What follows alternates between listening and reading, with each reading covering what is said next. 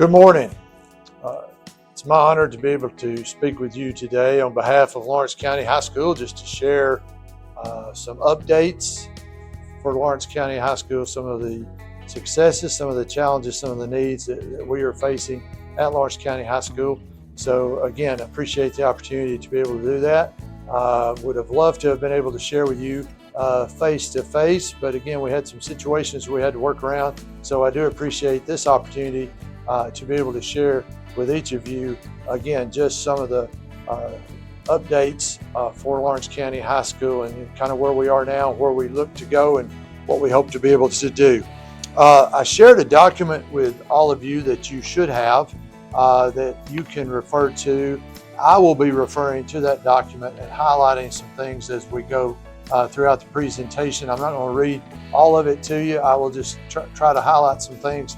But I would ask that you take the time to take a look at that in its entirety and to note the things that are in there. But again, I will try to highlight some of those. Just looking, first of all, on page 1 at some early post-secondary opportunities that we provide for our students. We provide dual credit courses through statewide dual credit through our local universities, Columbia State, TCAT, UNA. We provide several opportunities for our students to earn dual enrollment credit. We encourage that. We have a lot of students leave us with much college credit already in the bank as they make their way to their post-secondary opportunities. We have CLEP opportunities. We have AP English. We have AP Calculus. We have several opportunities where our students can earn college credit. We have AP Access for All through the Niswonger Foundation, and we're grateful for that, where our students have the opportunity to take courses that we don't offer at Lawrence County High School, but through distance learning and through web-based opportunities that they can take those type classes. We have several dual enrollment opportunities with our CTE courses. Those are listed at the bottom of the page and on to the next page. I do want to highlight a couple there. We added the IT course this past fall through TCAT Pulaski. They have provided an instructor for us to be able to offer those IT classes. And also Christensen Trucking has generously provided an instructor for a CDL class. Mr. Malin Fisher, who is an instructor on our campus, has also provided that additional class, again, through Christensen Trucking. They have compensated him for that. They have provided the materials, they provided the modules and the equipment needed to have a simulator here on our campus that our kids can simulate driving a large truck. It has generated some interest, and we hope to see that interest grow in the future. But those are just some things that we have added. Again, we have several online courses. We have the industrial certifications that you see on page 2 of the document that we have that are available to our students, that once they get those certifications, those can go on applications, those can go on resumes to enhance their ability as they pursue post-secondary opportunities or the world of work. Just some of the academic successes that are highlighted there in the middle of the page. We were able to raise our ACT score last year from a 17.6 to an 18.6, the composite ACT score, and we're looking always to improve that. Our goal is a 21, so we did make progress toward that this year, so we're pleased to see that. We have a C on our state report card, which we are not pleased with. C is just right there in the middle at average, and that's not where we want to be. So we're looking to improve on that, and I'll talk about some things that we're looking to address some of those deficits there. But I do want to highlight our math department. For the 4th straight year, our math department got LCHS at a level 5 on numeracy. So we're pleased to see that again this year, and they always do a great job. On the bottom portion of that page, you see our going rate. This past year was 66%. That's the number of students that we have going on to some type of post-secondary training. It could be a technical school, it could be a college, a university, or community college, but some type of post-secondary training. So AIRS Foundation goes a long way in providing those opportunities to our students and making them aware of those opportunities, getting them through their Tennessee Promise application, through the FAFSA application, to put them in a situation where they can go to school and take advantage of some of those post-secondary opportunities. Our Ayers Foundation was a FAFSA champion again this year because of the high rate of students and parents that they got to complete that. And they also, we had almost 96% of our students complete the Tennessee Promise application. So we're proud of that and proud of the work that Ayers does. On the next page, you see some of our reports on our AP placement exams. Our AP Lit and Composition, we had a 100% passage rate on there. Very proud of that. And you see the passage rates on some of the other AP exams. Those are good as well. That's a difficult exam. So the success on that is hard to come by. So we're pleased with that. I mentioned the ACT earlier, that we're always striving to show improvement there. And it not only for our school accountability, but it just puts our students in a better situation. The higher they can get that ACT score, it translates into scholarship money, it translates into opportunities for them. So we really try to encourage that. And I bulleted some items there in the middle of the page that kind of show some of the things that we do to try to enhance and encourage students to do that. We reimburse them for a test if they've raised their score. This spring, we're going to invite some food trucks to our campus, and the students that have met the incentives that we've laid out there for them will be able to participate in that. Our Distinguished Scholar recognition at graduation also recognizes those higher ACT scores. So we try to do things to encourage students to want to achieve those recognitions, to get that reimbursement, anything that we can do. And we're open to new things that might increase their interest in just doing their best and trying to achieve the highest score they can. One of the things that we've done this year is through our fourth block primetime class, we have tried to put a greater emphasis on reading. Research shows that readers do a better job on the ACT. We wanted to try to build reading stamina. We wanted to try to build reading comprehension. So all of our students during their fourth block class, they spend the first 15 minutes of the class reading. We've protected that time.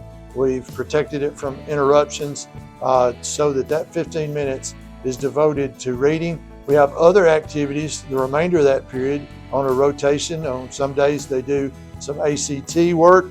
On some days they're able to go and do makeup work, makeup tests, things of that nature. But we've tried to protect that first 15 minutes to be devoted strictly to reading, and we expect to see that translate into higher test scores and better results on the ACT.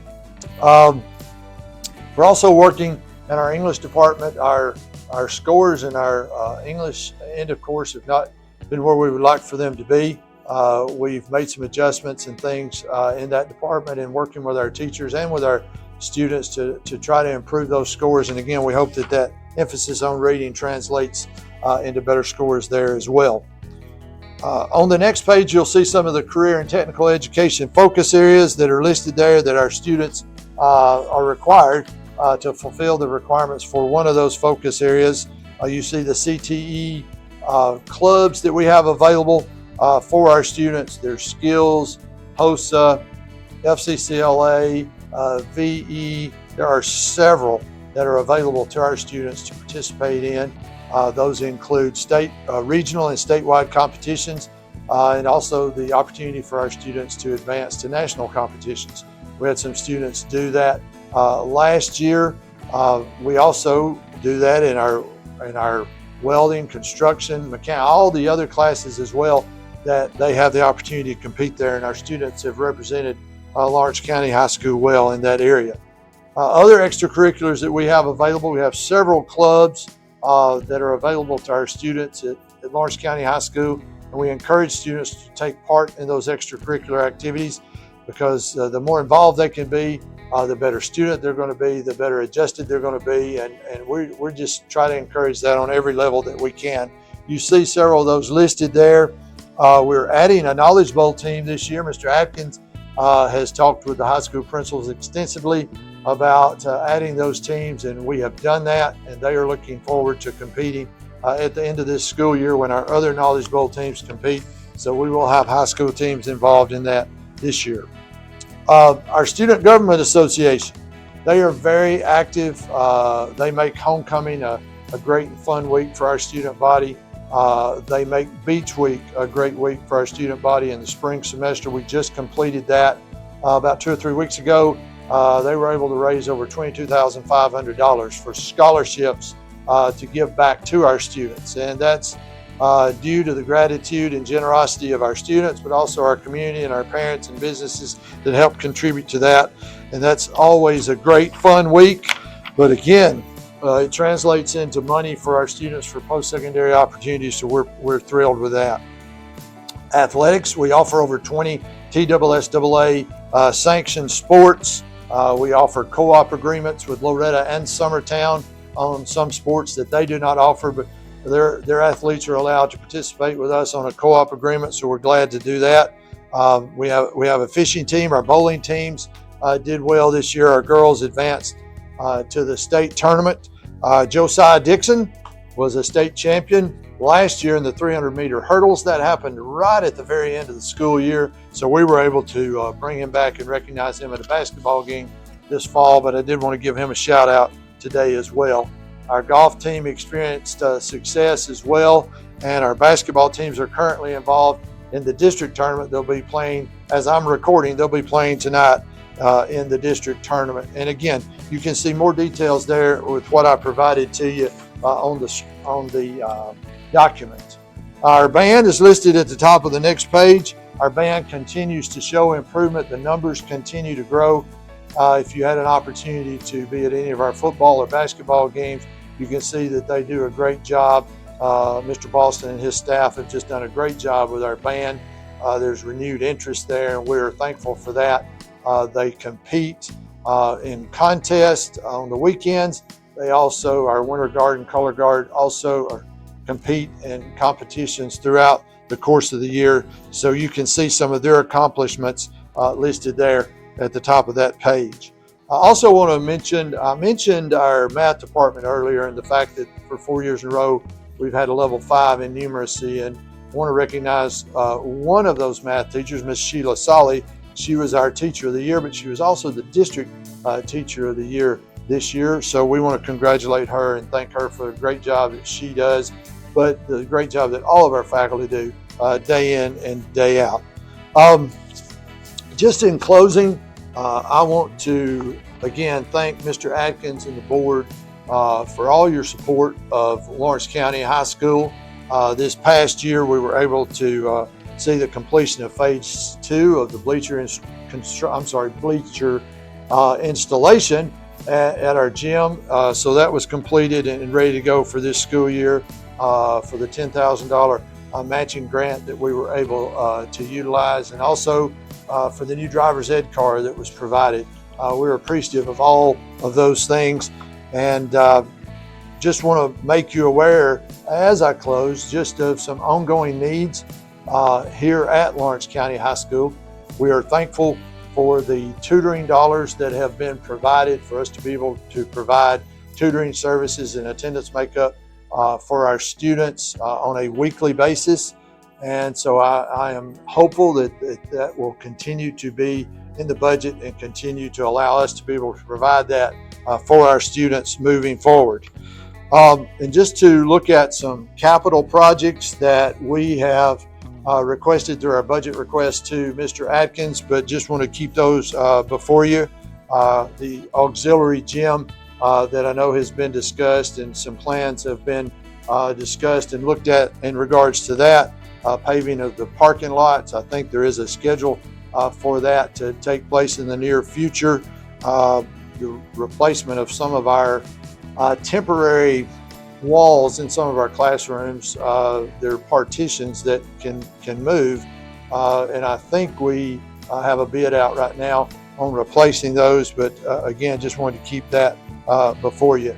And I would also just like to request that Mr. Atkins and the board that you all would consider just a widespread renovation of Lawrence County High School. The building, it's 55 years old. It has is still a great building. It still has a lot of potential, but there are a lot of things that need to be addressed. And I would just ask that we seriously take a look at just some updates and renovation of our campus. I did have a couple of personnel requests that I placed on the budget request from Mr. Atkins for an additional career coach to our campus and also to an additional guidance counselor. Each high school has one career coach, and yet we have obviously a larger student body here, and also as far as our guidance counselors, just to kind of be able to bring that number in line with some of the TISA recommendations, but also just to be able to better serve the mental health issues and needs of our students, and just be able to intervene there and give greater counseling. And I would just like to again thank you all for what you do for Lawrence County High School and for the Lawrence County school system on a daily basis. I realize that you all face challenges, that you all face challenges that none of us know the full extent of. I realize that. But I would respectfully ask that as I speak, please know I'm speaking as an advocate and on behalf of Lawrence County High School, because I take pride in being their leader and working alongside them each and every day. But I would respectfully ask that you take into consideration that each and every day there are about 16% of the student population of the Lawrence County school system is on the campus of Lawrence County High School each and every day. Now, I'm proud of the teachers and the staff and the support staff that take care of them each day and that work hard for them each day. But with that, there just comes some needs. We're twice as large, over twice as large as either one of the other high schools, which means that we just have some needs that I would like to see those to be addressed. And I respectfully have submitted those to you today. And I would ask that you please give that your consideration in moving forward and the decisions that you have to make. And again, I respect the fact that those are tough decisions. And I would just ask that on behalf of Lawrence County High School. I do want to thank you for taking the time to listen to our update today from Lawrence County High School. I do want to thank the teachers and staff of Lawrence County High School for what they do each and every day. They work hard, they go above and beyond each and every day, but they do that because they love kids. They do that because they want to see our kids be successful. And I'm proud of them for that, and I'm proud to be able to work alongside them every day. Thank you.